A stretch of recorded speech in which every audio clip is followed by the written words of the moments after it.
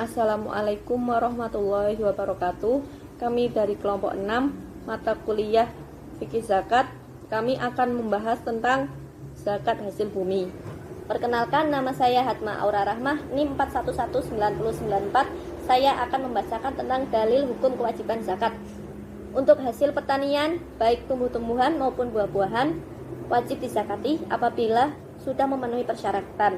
Hal ini berdasarkan Al-Quran, hadis, ijma' para ulama, dan secara rasional. Untuk Al-Quran, terdapat dalam Quran surat Al-Baqarah ayat 267 yang berbunyi, A'udzu billahi minasyaitonir rajim.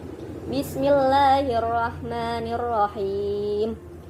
Ya ayyuhalladzina amanu anfiqu min thayyibati ma kasabtum wa mimma akhrajna lakum minal ard wa la tayammamul khabitha minhu tunfikuna wa lastum bi'akhidhihi illa an tughmidu fihi wa'lamu annallaha ghaniyyun hamid, yang artinya, wahai orang-orang yang beriman, infakkanlah sebagian dari hasil usahamu yang baik-baik dan sebagian dari apa yang kami keluarkan dari bumi untukmu. Janganlah kamu memilih yang buruk untuk kamu keluarkan, padahal kamu sendiri tidak mau mengambilnya, melainkan dengan memicingkan mata atau enggan terhadapnya. Dan ketahuilah bahwa Allah Maha Kaya, Maha Terpuji. Untuk hadisnya, seperti hadis riwayat Al-Bukhari nomor 1447, 1484, dan Muslim nomor 979. Untuk hadisnya yang berbunyi, laisa fi ma duna khamsatin aw sukin shadaqatun, yang artinya tidak ada zakat pada hasil tanaman yang takarannya kurang dari 5 ausuk.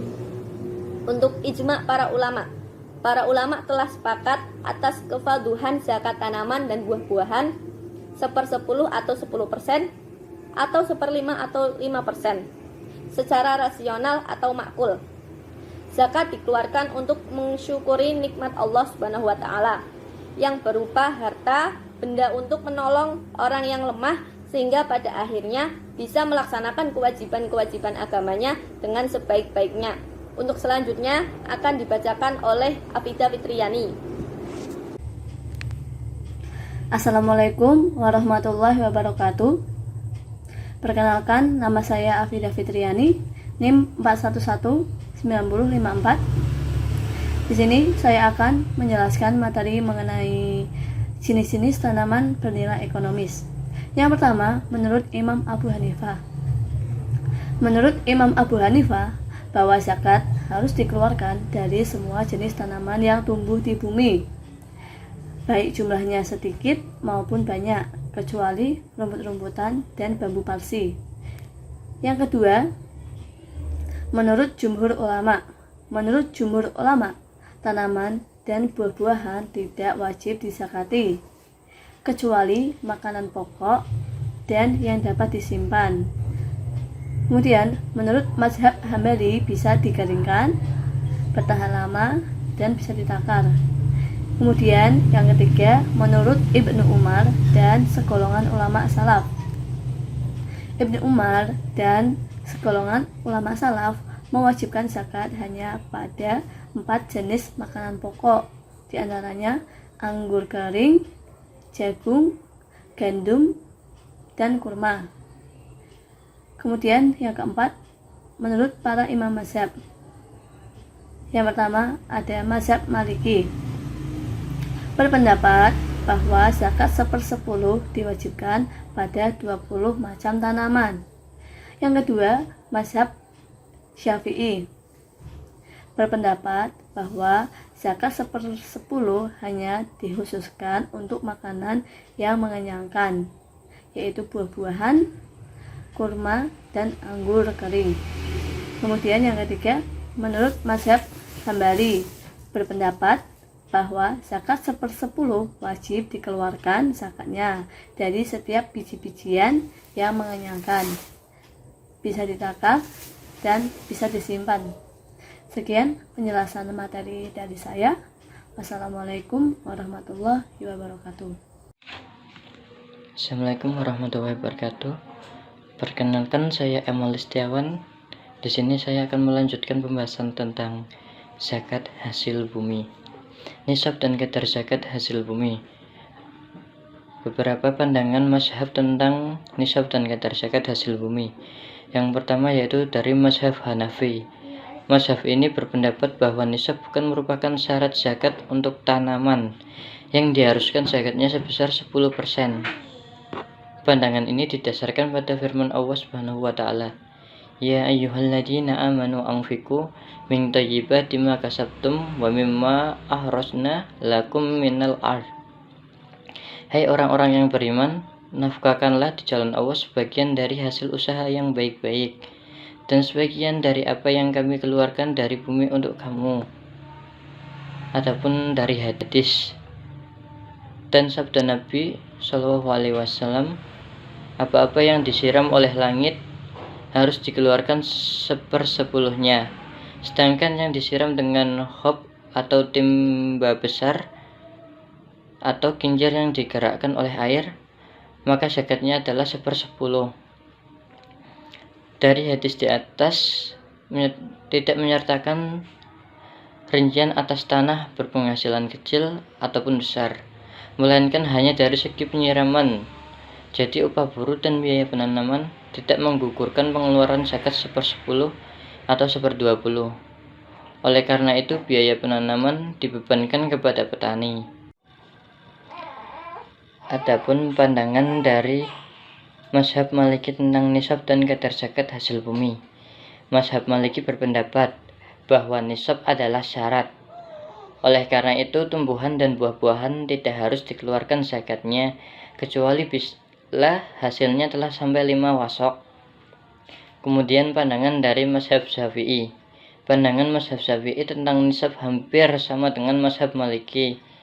Hanya saja mazhab Syafi'i menambahkan, apabila nisab zakat untuk kurma ataupun anggur ialah apabila buah itu sudah menjadi buah yang disebut tamar atau zabib. Kemudian dari beberapa pandangan tersebut dapat kita simpulkan, tumbuhan dan buah-buahan juga merupakan harta kekayaan yang mesti dikeluarkan sedekahnya, tetapi ini tidak wajib dikeluarkan zakatnya apabila jumlahnya sedikit dan tidak mencapai nisab yaitu 5 wasok, sebagaimana zakat yang harus dikeluarkan dari harta kekayaan yang mesti dizakati. Inilah beberapa pendapat yang paling kuat sesuai dengan hadis yang sahih. Kemudian contoh penerapan zakat hasil bumi.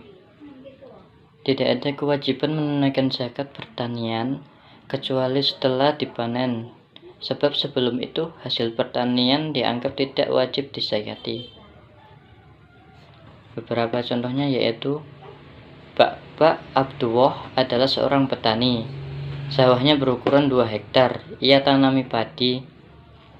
Selama pemeliharaan ia mengeluarkan biaya sebesar 500.000 dan ketika panen hasilnya sebesar 10 ton beras. Berapa besar zakat yang harus dikeluarkannya? Kita dapat menjawab hal tersebut sebagai berikut. Kita lihat dulu ketentuan zakat hasil pertanian. Ketentuan zakat hasil pertanian yaitu nisabnya 653 kg. Sedangkan tarifnya yaitu 5% waktu ketika menghasilkan atau panen.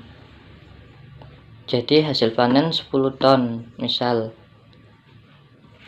kita buat kilogram yaitu berarti 10 ton menjadi 10.000. Itu sudah melebihi nisab.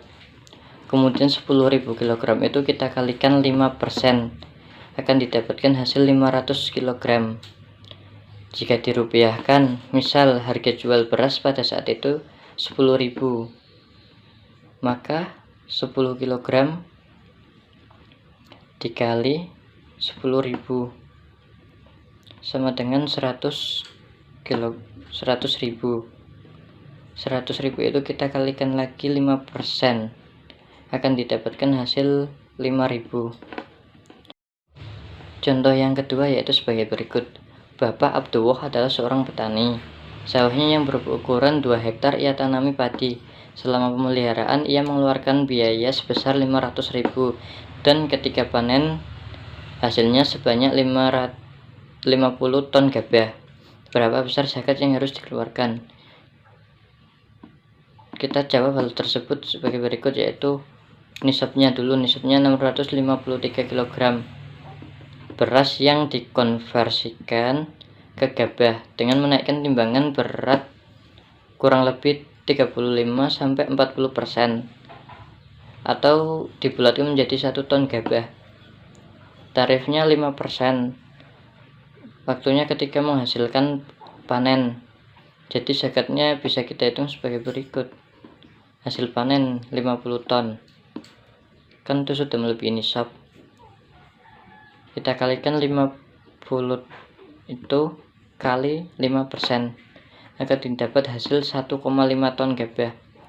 Kemudian untuk penghitungan selanjutnya seperti contoh yang pertama. Sekian pembahasan tentang zakat hasil bumi dari kelompok kami. Kurang lebihnya mohon maaf. Wassalamualaikum warahmatullahi wabarakatuh.